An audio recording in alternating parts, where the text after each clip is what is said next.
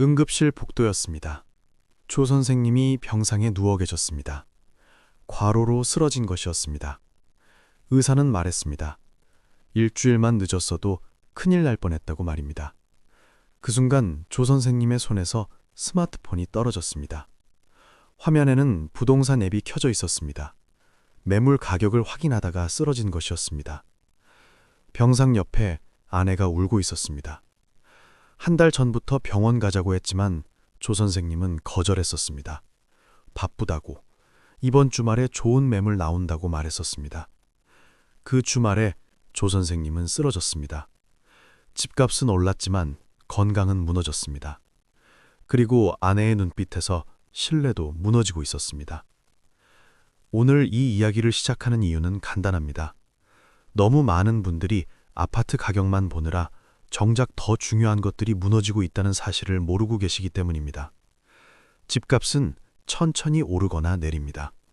하지만 건강은, 관계는, 신뢰는, 행복은 어느 날 갑자기 무너집니다. 그것도 아주 빠르게 말입니다. 제가 아는 박 선생님이 계십니다. 박 선생님은 부동산 투자에 성공하셨습니다. 10년 동안 집 3채를 모으셨습니다.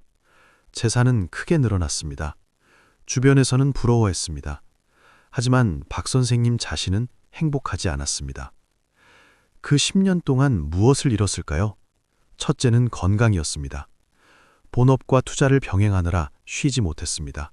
주말도 없었습니다. 휴가도 가지 않았습니다. 매물을 보러 다니고 계약하고 관리하느라 바빴습니다. 밤늦게까지 부동산 정보를 검색했습니다.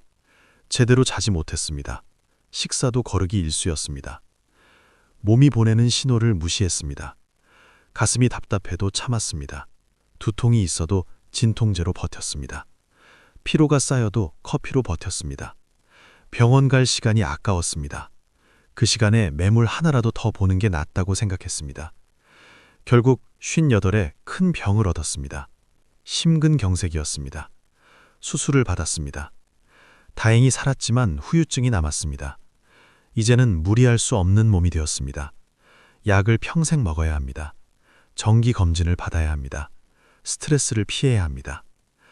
박 선생님은 말씀하셨습니다.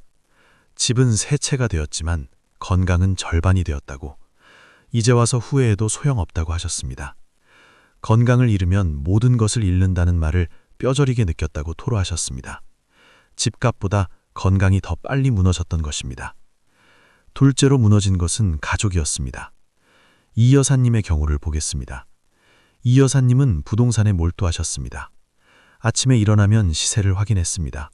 출근길에도 매물을 검색했습니다. 퇴근 후에는 현장을 보러 다녔습니다. 주말에는 아파트 모델하우스를 돌아다녔습니다. 남편과 대화가 없어졌습니다. 만나도 부동산 이야기만 했습니다. 여기 사자, 저기 사자, 계속 조르고 설득했습니다. 남편은 지쳤습니다. 피곤하다고 말해도 이 여사님은 들으려 하지 않았습니다. 기회를 놓치면 안 된다고 재촉했습니다. 자녀들과의 시간도 사라졌습니다. 아이들이 말을 걸어도 제대로 대답하지 않았습니다. 스마트폰만 보고 있었기 때문입니다. 학교 행사도 잘 가지 않았습니다. 그날 매물 보러 가야 한다며 빠졌습니다. 아이들은 서운해했지만 이 여사님은 몰랐습니다. 세월이 흘렀습니다. 이 여사님은 집 몇 채를 모았습니다. 경제적으로 여유로워졌습니다. 하지만 돌아보니 가족이 멀어져 있었습니다. 남편은 이제 대화를 시도하지 않았습니다. 자녀들은 필요한 말만 했습니다. 감정적 교류가 사라졌습니다. 어느 날 깨달았습니다. 가족이 같은 집에 살지만 따로 살고 있다는 것을 말입니다. 마음이 연결되어 있지 않았습니다. 이 여사님은 말씀하셨습니다. 집은 늘었지만 가족은 떠나갔다고. 돈으로 살 수 없는 것을 잃었다고 후회하셨습니다. 집값보다 가족이 더 빨리 무너졌던 것입니다. 셋째로 무너진 것은 우정이었습니다. 정 선생님의 이야기입니다. 정 선생님은 친구들에게 부동산 투자를 권했습니다. 처음에는 친구들이 고마워했습니다. 정보를 주니 좋았습니다. 하지만 점점 부담스러워졌습니다. 만날 때마다 같은 이야기만 했기 때문입니다. 어디가 오른다, 지금 사야 한다, 계속 조언했습니다. 친구들은 부동산에 관심이 없었습니다. 다른 이야기를 하고 싶었습니다.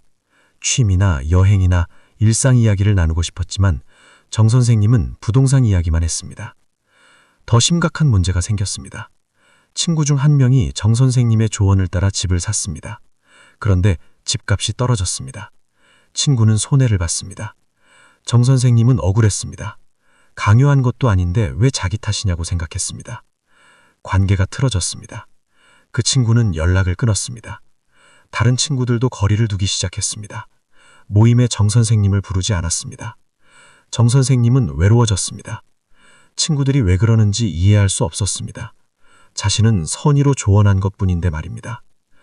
나중에야 깨달았습니다. 친구들은 조언이 필요한 게 아니라 함께 웃고 이야기하고 싶었던 것을. 정 선생님은 말씀하셨습니다. 재산은 늘었지만 친구는 잃었다고.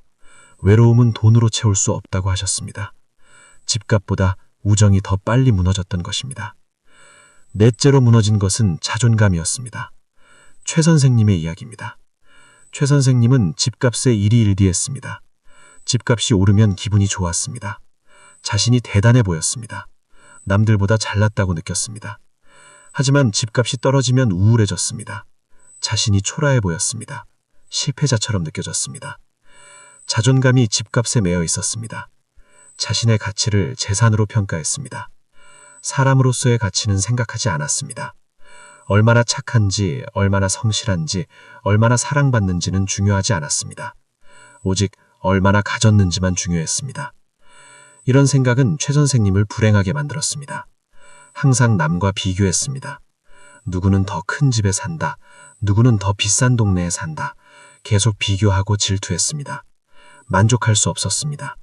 아무리 가져도 부족했습니다. 위를 보면 끝이 없었기 때문입니다. 집값이 떨어지는 시기가 왔습니다. 최 선생님은 무너졌습니다. 자신의 가치까지 무너지는 것 같았습니다. 우울증이 왔습니다. 아무것도 하기 싫었습니다. 사람 만나기도 싫었습니다. 자신이 초라해 보였기 때문입니다. 상담을 받았습니다. 상담사는 말했습니다. 당신의 가치는 재산이 아니라고. 당신이라는 사람 자체가 가치 있다고 설명했습니다. 최 선생님은 그때 깨달았습니다.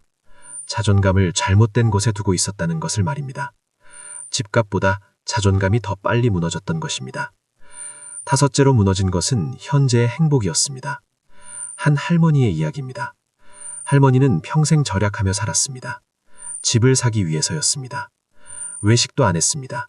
여행도 안 갔습니다. 옷도 안 사 입었습니다. 모든 것을 참았습니다. 미래를 위해 현재를 희생했습니다. 마침내 집을 샀습니다. 그리고 또 모았습니다. 두 번째 집을 사기 위해서였습니다. 다시 절약했습니다. 즐거움을 미루었습니다. 언젠가 여유로워지면 그때 누리겠다고 생각했습니다. 그렇게 10년, 20년이 흘렀습니다. 70이 되었습니다.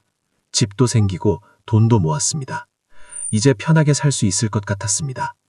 하지만 몸이 말을 듣지 않았습니다. 여행을 가고 싶었지만 무릎이 아파서 걷기 힘들었습니다. 맛있는 것을 먹고 싶었지만 이가 약해서 찝기 힘들었습니다. 멋진 옷을 입고 싶었지만 이제는 관심도 없었습니다. 할머니는 후회했습니다. 젊었을 때 조금이라도 즐길 걸 그랬다고 생각했습니다. 건강할 때 여행 한번 갈 걸, 친구들과 맛있는 것 먹으러 갈 걸, 예쁜 옷 한 벌이라도 사 입을 걸 후회했습니다. 지금은 돈이 있어도 즐길 수 없었습니다. 할머니는 말씀하셨습니다. 미래를 위해 현재를 너무 많이 희생했다고. 집은 얻었지만 젊음을 잃었다고 후회하셨습니다.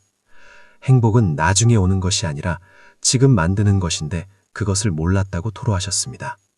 집값보다 현재의 행복이 더 빨리 사라졌던 것입니다.